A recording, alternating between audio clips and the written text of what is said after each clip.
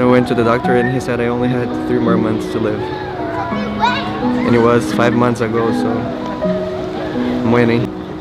I was at a party and I had been given a lot of alcohol, and I had ended up in the hospital, and they decided to perform a rape kit on me, and the police officer told me, I don't think there's anything we can do about this because he was your boyfriend. I think I was in 4th grade. I was on the school bus. I was talking to my friend and he was just like, shut the F up, you effing. I think I was in 4th grade. I was on the school bus. I was talking to my friend and he was just like, shut the F up, you effing N-word. Yeah. A while back, he told me that he was, ashamed to have me as his son, and that really hit me, hard. And it's, to this day, I still think about that.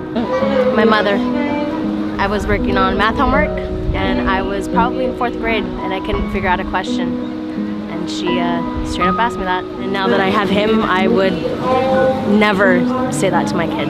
Being away from you has been so good for me and my mental health. I can't spend time with you, Sky. How bad your mental health is makes you just a tiring person to be around.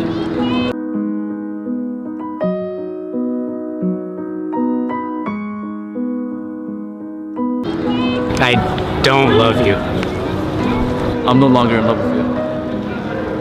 Let's just be friends. I love you, but you're not what I want. I'm not sure if I'm in love with you. It wasn't real.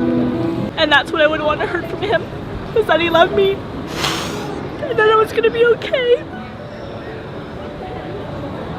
That I was going to miss him for a really long time. But that he's always a part of me and will always be a part of me. And I wish I... You should be grateful that I'm even giving you attention because you're fat and no one will love you anyway.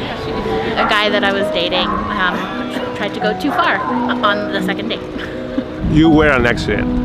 I was in kindergarten and I was in love with my kindergarten teacher. I thought she was just the coolest thing.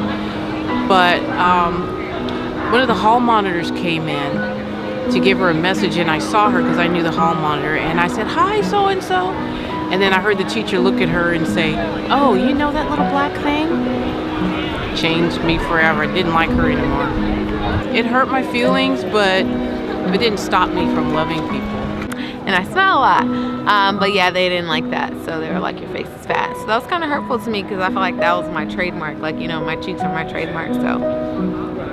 Well, somebody called me the B word in front of like a lot of people, like on social media, and she didn't like cover the name or anything. It caused a lot of people to have like a different look on me, so yeah. When I was little, in like 3rd grade, there's these kids, because I used to only hang out with boys. Like I like played basketball and things like that. And then this like one kid used to say that like I was like, who just said that I was a boy and said that I'd only hang out with boys because I'm a boy. And it was just really annoying. And yeah. I hadn't spoken to my dad in about 8 months, so I called him. And he said, he was at work, he works abroad, and he said, I'm at work right now, I'm gonna call you later. And that was about 7 months ago, and I never got a call back, so I'd say in retrospect that is like a hard pill to swallow, so that would be my answer. This kid named Devin, he called me a pig and told me that he didn't like me. How did it make you feel? It made me feel really sad, like really sad.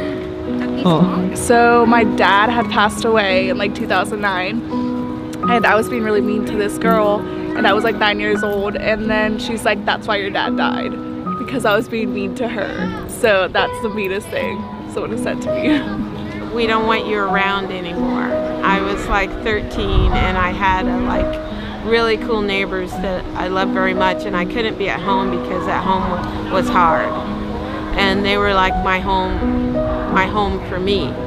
But then it was just too much for them. They already had a family, and it was too much to take on somebody else who even just hung around. So that was probably the most painful thing I've ever experienced, but it did teach me a lot. It teach me a lot about how making home in myself is good. My ex-husband was a drug addict, alcoholic, and he was extremely emotionally and mentally and verbally abusive, as well as physically abusive. And he used to tell me all the time that I'm stupid. And that's 100% the most painful thing anyone can say to me, because I pride myself on my intellect and my intelligence, and it's the thing that I think I'm best at. So he knew that was the thing that would get me. So he would say it almost daily: "You're stupid, you're stupid, you're stupid." The most painful thing that anyone has ever said to me, I was 12, I had an accident. My grandfather was driving a boat, my leg got hit by the propeller. My grandmother yelled it when they were bringing me up to the back of the house after the accident, and she said, "Who in the brought?" And that's what I would want to hear from him, was that he loved me, and that I was gonna be okay,